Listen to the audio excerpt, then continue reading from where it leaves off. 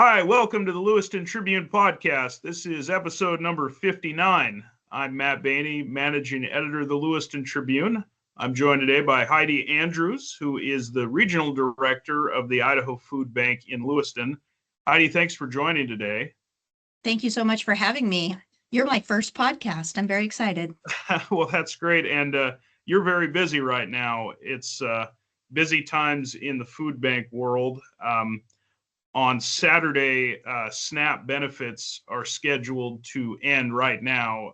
Who knows what might happen? It's related to the government shutdown. Hi. One note before the conversation begins. After Hy'D and I recorded this podcast on Friday, 2 federal judges ruled the Trump administration must tap emergency funds to keep SNAP going, though it's not clear at this time how fully the program will be implemented. And even if the emergency funding is in place, the SNAP program won't be stable until the government shutdown is resolved. Okay, back to the podcast. Food insecurity is a big topic all over the country, here in our area as well.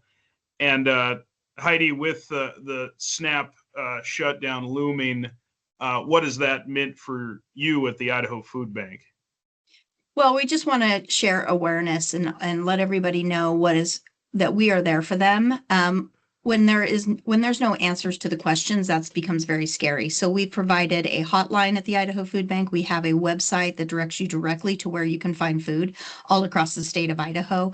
And then it also Find Help Idaho. We also promote that as well, because if they're looking for food, they might need other resources. So what we want to do is remind everybody to think about our neighbors in need and let them know that if they need help, there are resources available. So somebody might not actually have access to the internet, but you could look it up for them and give them the information of where food can be found.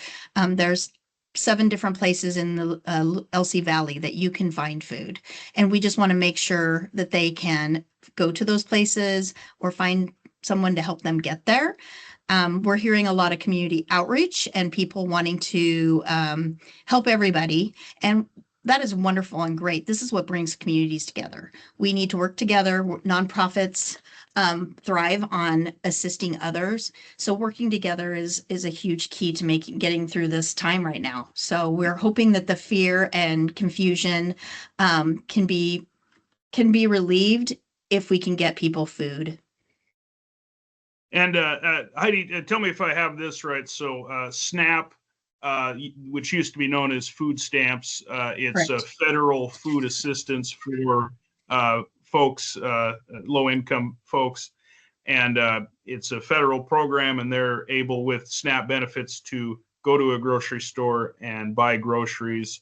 And then a food bank is the Idaho Foodbank is a nonprofit that also kind of augments folks who receive SNAP benefits.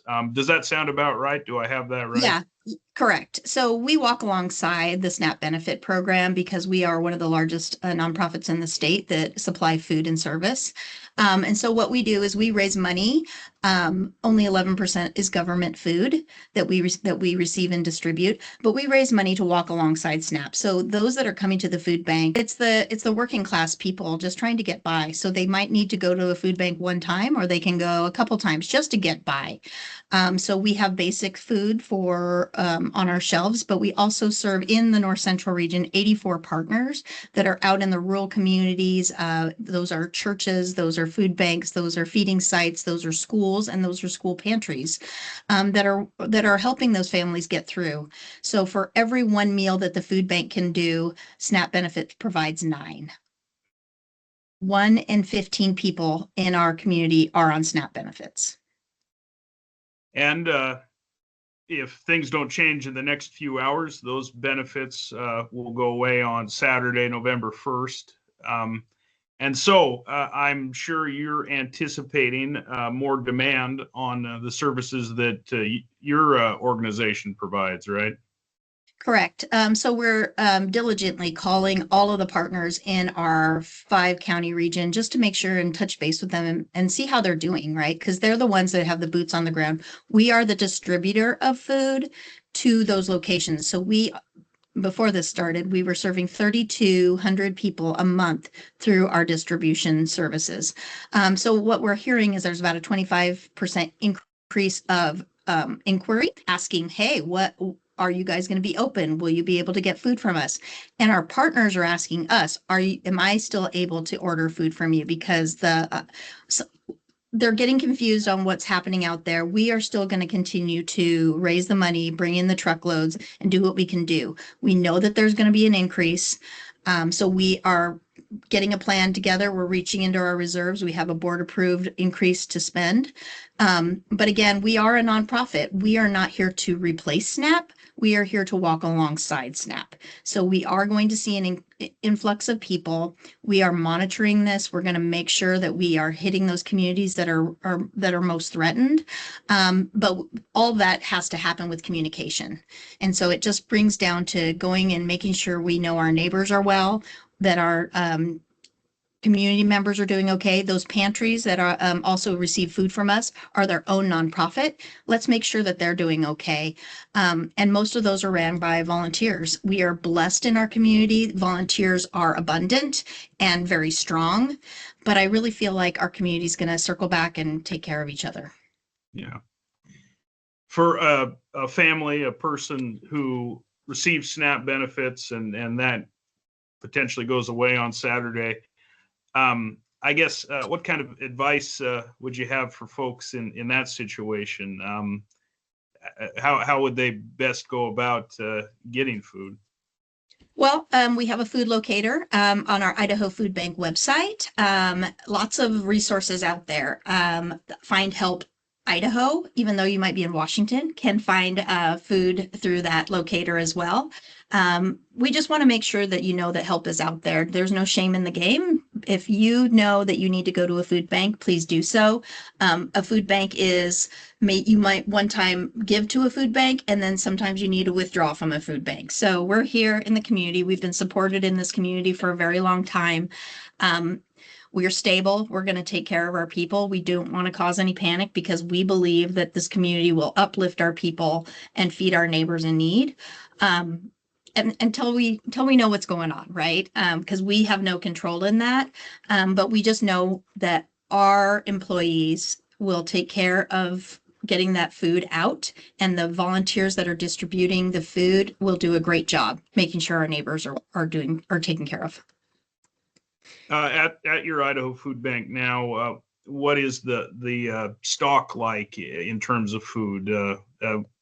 Do you have a lot, a little? Where are you at? Yeah, we are doing good. Our shelves are full, so we are we evaluate that daily just to make sure what is going out and what our partners are asking for. We are receiving an extra truck next week, but we also are just communicating that with our Meridian warehouse of, hey, here's what our partners are telling us the need is, and can we go and we buy that? So sometimes when you buy things, it might take 2 weeks to actually get to the shelves for the partners to order from us.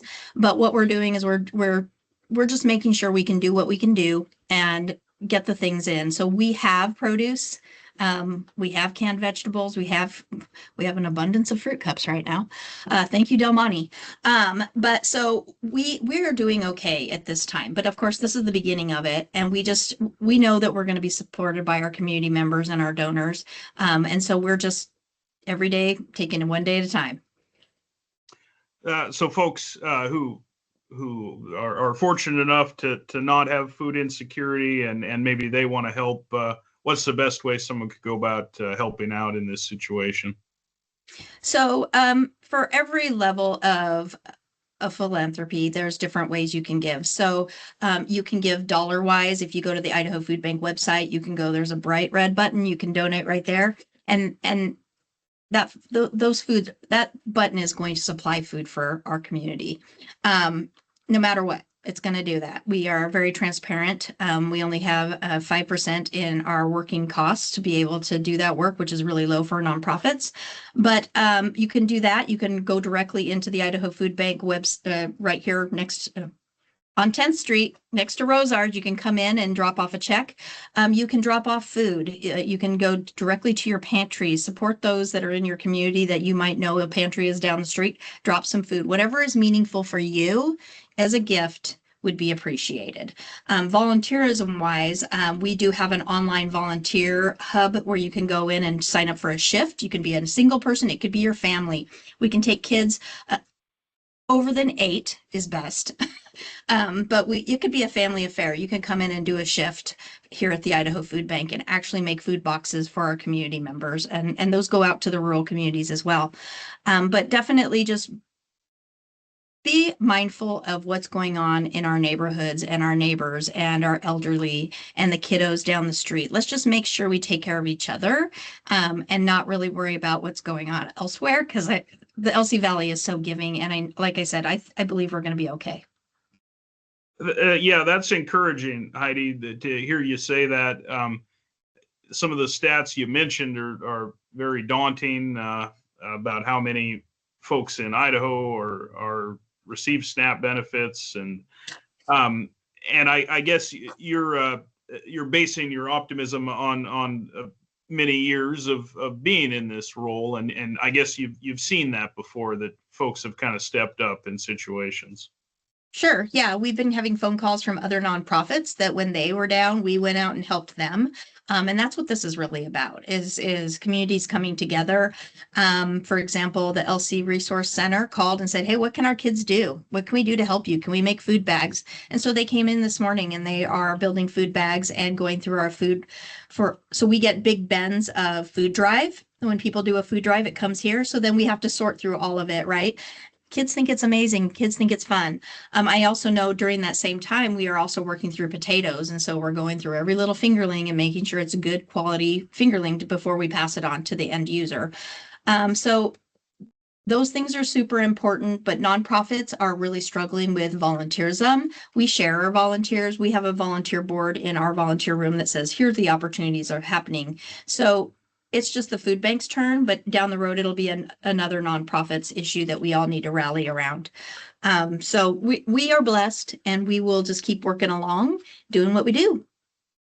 Well, very good, and good luck with all of that, Heidi. And thank you for joining the podcast, and thank you for watching this episode of the Lewiston Tribune podcast.